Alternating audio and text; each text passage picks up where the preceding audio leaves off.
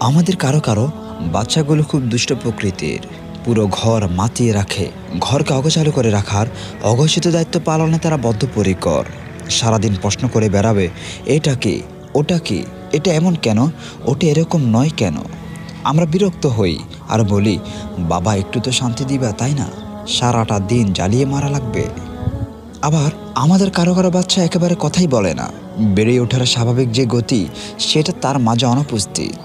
খেতে চায় না, কোনো কিছুতেই তার কোনো রাগ থাকে না। আমরা খুব করে চাই ও সারাদিন কথা বলুক, ঘর মাতিয়ে রাখুক, জিনিসপত্র উলটপালট করে পুরো ঘর দৌড় নাস্তানাবুদ করে রাখুক, প্রশ্ন করতে করতে আমাদের ক্লান্ত করে দিক।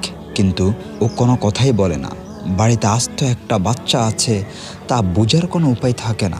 আমাদের বাবা মারা কেন দিনের মধ্যে আমাদের এতবার খোঁজ খবর নেয়, তা নিয়ে আমাদের অনেকের বিরক্তির সীমা থাকে না। দিনের মধ্যে কতবার বাবা মার কল কেটে দেয়, তার কোনো ইয়ত্তা থাকে না। কল রিসিভ করি বলেই এতবার কল দেওয়া লাগবে কেন?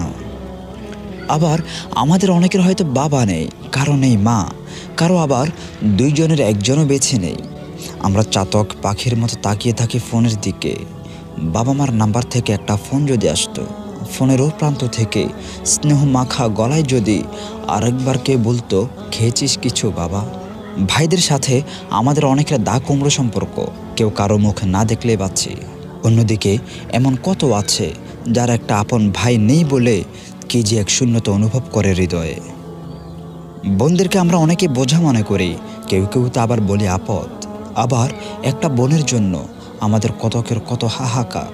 ইস, যদি আমার একটা বোন থাকতো দুনিয়ায়, দুনিয়াটা কেমন অদ্ভুত যেন। যার থাকে সে বোঝে না মর্ম, যার নেই বা কোনোদিন থাকবে না, তার হৃদয় ভর্তি হাহাকার। আপনার যা আছে তা মহান রবের দেওয়া নিয়ামত। বাস্তবতা হচ্ছে সেই নিয়ামত একদিন অতি অবশ্যই হারিয়ে যাবে কিংবা ফুরিয়ে যাবে। হারিয়ে যাওয়ার আগে কিংবা ফুরিয়ে যাওয়ার আগে সেগুলিকে যত্নের কোনো ত্রুটি রাখবেন না। বিশ্বাস করুন, সম্পর্কের চাইতে মজবুত বাঁধন দুনিয়ায় আর কিছুই নেই।